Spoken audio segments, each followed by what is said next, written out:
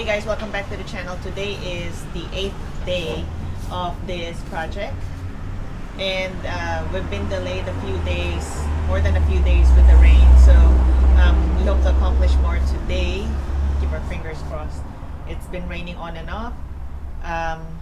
We're basically just trying to seal the outside of the camper at this point. I hope you guys enjoyed the video. Just had a weird corner here that wasn't covered. Next time I'll make the entire length 8 feet rather than the interior length 8 feet, because then you end up with a stud on either side that needs a weird covering. So you live and you learn.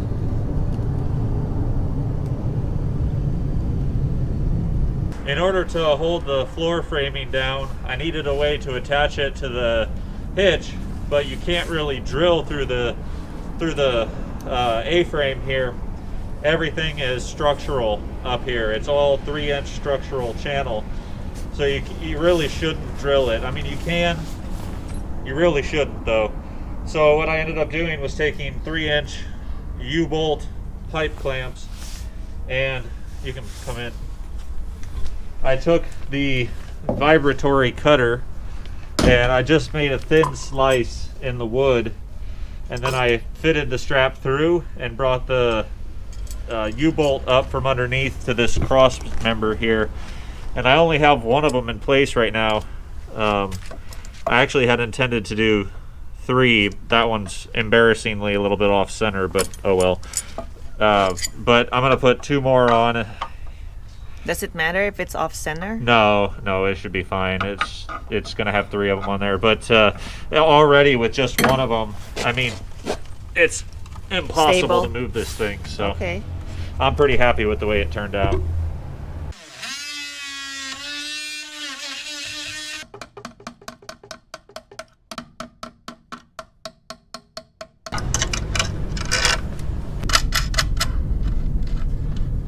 So then what I'll do is I'll tap this back into center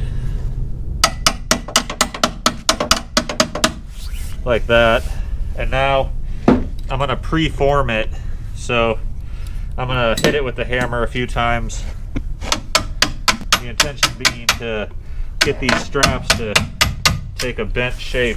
And then what I'll do is I'll torque it down once to form the strap into the shape that I want, and then I'll undo the bolts slightly, put a bunch of just a ton of red thread locker on there, and then torque them down for a last time. This way the strap is pretty much formed. Now that I'm pretty satisfied that the strap is sort of at its maximum bend, I'm going to take these bolts off again. I'm going to slather them up real good with red thread locker, and then I'll tighten it back down again.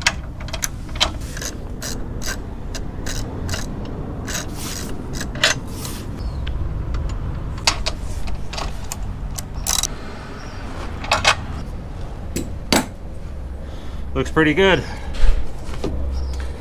Oh yeah, that bad boy's not going anywhere. In fact, I know it's off center and not very pretty, but nobody's gonna see this. I mean, except all of you, but aesthetically, nobody's gonna see this, so I don't really think I even need a 3rd one over here. I really doubt it, but I don't think I will. Yeah, I don't think I will. What are these brackets for? These are strong ties. They use them in framing to reinforce weak points. So I have a selection of them here, and I'm just sort of thinking about where I want to put them, because this is a non-standard application. Obviously, we're not building a house, so I have a variety of them. Now, in order to build up the bathroom, I need to put in wall studs, just like I did on the trailer, except they're not going to be T studs or L studs. They don't need to be L studs. I would like to be able to make sure they are straight as possible. One option is to just take the stud and put it straight on the channel, the frame channel, and then secure it on the inside of this. I do lose this width here, which I'm not a big fan of, but the other option is to use something like this to do a hanger application. or something like this. I just kind of, because we're making it up as we go, I'm kind of mocking it up here to see what I want to do. I really kind of like this one. Kyle just got a job offer to build somebody's fence. They were driving by. Literally just driving by. A lot of people have been checking out the build actually every time they pass by the house. That, or maybe they're just checking out Kyle. Wink, wink. So Kyle's putting up the studs for the front of the trailer. It's really tricky because it's diagonal. I don't know if you guys can see it clearly because all you guys can see right now is a silhouette because of the way the camera is angled. Unfortunately, the sun is directly in front of the camera. But I'll pan down to the bottom to show you guys what I mean. See, everything has to be diagonal, which is more difficult. Tricky. Yeah, it's more difficult. What are you doing? Making sure the height is good for washing. Oh, okay. Because originally, I guess I had forgotten that height was a consideration here, and so I was going to put it on top, like going this way. So this is how the frame of the bathroom is going to attach to the camper. At the store they only had treated wood in the size that I needed, so this one random piece is treated. But yeah. So Kyle decided to use this bracing this way, and it's working great. I mean, it looks great. Yeah. The T-brace. Then it has a little bit of support right here on the other side with that staple metal thingy. I don't know what it's called. Mending plate. Mending plate. I'm just making words. So I'm really happy with the way these turned out here, holding this down. I know I said I wasn't going to, but I probably am going to put one more here. Then I've decided to put a couple on the sides here as well. I'm just trying to imagine, we're going down the road, this thing's vibrating like crazy, bouncing like crazy. What's going to happen to this? And right now it's only secured on one axis. I'd feel a lot better if it was secured on 2 or 3. So I'll just put more on there. They're like $3 a piece, so I mean, no great expense there really. I'll probably put 1, 2, 3, 4, and a 5th one there. That'll be way overkill, but I'll have peace of mind that it's going to be fine. This is where we're at so far. Unfortunately, once again, we are running low on supplies. So we will do what we can until we're completely out of options and we have to run to the store. This is one of the treated wood that Kyle has to do some weird measurements in order to make it fit through that weird corner. This is the first side that's been done.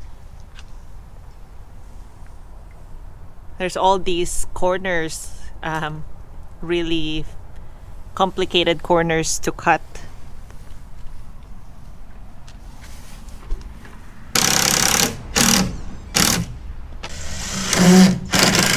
These are not perfectly. I see. Right here, this edge goes to this edge. Oh. Because there was not enough room to flip the tie around. I see. So the tie faces this tie faces this way, this tie faces that way. Oh. So yeah, no, it's no practical implication other than I just have to remember it when I'm framing. Okay. So.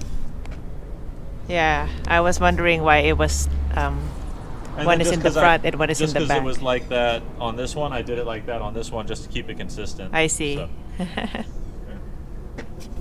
I guess these two are not in line. Extra layer. This right here? Yeah. This is kind of like a scab. It's like a scab wood, they call it. I'm trying to attach the structure out here to the structure in here, and this is what I've arrived at doing. So it's a 2x6. I'm just gonna scab it onto this piece and kind of hold it all together. So I'm not expecting there to be a whole lot of force there, but you know. Kyle's just putting more stapler thingies. Mending plates. I just keep forgetting the name. I was just putting a few mending plates on it to hold it all in place. They're not really structural, but they do definitely help to hold things where I put them. And I'm currently out of 3-inch screws, so mending plates it is until I go to the store tonight and get some screws, and then I'll tack some screws onto it as well. So I'll see how much these help. I was concerned because this is at an angle, and so when I penetrate the screw through it, it's going through a decent amount of wood over here, but then when it hits this edge, it's actually almost protruding out. So I was worried about the wood, and so I thought, well, I'll scab a few mending plates on there and just see how it works. So.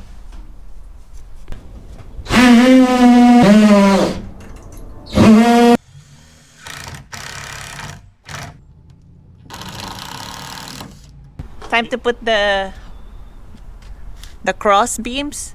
Yeah, I'm gonna put the supports here. Actually, I think. Yeah. That way they support the wall. From moving that way. Going this way. Yeah. Also, it'll maintain proper distance between the studs. As much as I think they're in line right now, I'm not completely sure. So what I'll do is I'll measure the distance between them at the bottom, and then I'll bring a piece up here that width and either push them together or pull them apart, and that'll keep it all nice and perfectly squared. So that pole is tilted forward? Severely. Oh no. Because down at the base, here, fit this in at the base. I'll show you. Oh, I'm gonna tilt the camera. So here's at the base. Oh, I see. I see. Now slide it up as you go. Slide it up. Oh, it's going up. Look how bad that is. Yeah. It's way loose. So what I'm probably going to do is hurricane strap it sideways. I know that's not the proper use of a hurricane strap, but it'll work just fine for this. And then I'll get it in as close as I can over here, and might have to have Pam drive a screw for me because I'm going to have to muscle this thing in. So.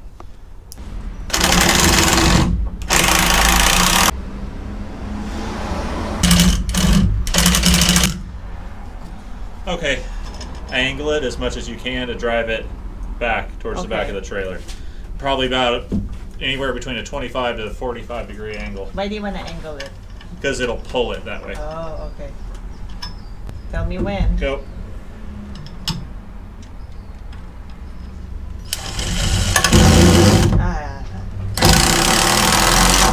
Woo! I felt the whole thing pull into alignment. Fantastic. Definitely not what the manufacturer had in mind for a hurricane strap. I think they work. Do you have a long one you can drive through here? I'm out. Oh, that's the one that you need to get, huh? Yeah.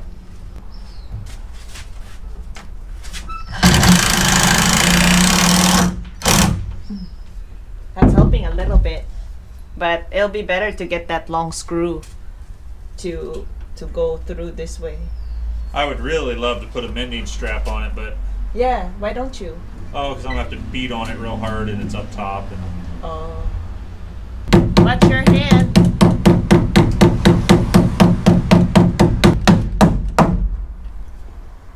I felt the whole when you got that good. I felt the whole thing just come in.